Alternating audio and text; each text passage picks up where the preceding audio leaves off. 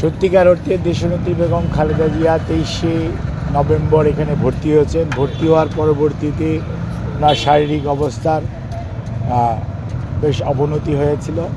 অবনতি হওয়ার কারণেই উনি কেবিন থেকে সিসিউ থেকে আইসিইউতে আছেন এবং আইসিইউতে উনি চিকিৎসাধীন আছেন। আর স্বাভাবিকভাবেই ওনার শারীরিক অবস্থার উন্নতি হয়েছে এ কথা বলা যাবে না, কিন্তু ওনার অবস্থার অত্যন্ত জটিল এবং উনি একটা সংকটময় মুহূর্ত পার করছেন। যদি আল্লাহ করে উনি চিকিৎসকদের চিকিৎসা প্রচেষ্টা এবং আল্লাহর শেষ মেহেরবানিতে উনি যদি এই সংকটটা উতরিয়ে যেতে পারেন আলহামদুলিল্লাহ, তাহলে হয়তো আমরা ভালো কিছু পাবো। আপনাদের সবাইকে ধন্যবাদ।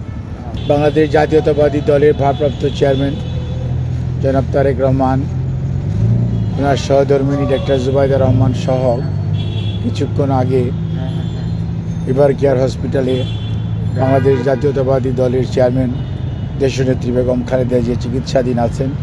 ওনাকে দেখার জন্য আজকে দ্বিতীয়বারের মতো এসেছিলেন এবং উনি দীর্ঘক্ষণ ওনার মা অর্থাৎ জাতীয়তাবাদী দলের চেয়ারম্যান দেশনেত্রী বেগম খালেদা জিয়ার শয্যা পাশে উনি উপস্থিত ছিলেন এবং উনি একজন ছেলে হিসাবে মায়ের প্রতি যে মমত্ববোধ সেটি বহিঃপ্রকাশই এটি।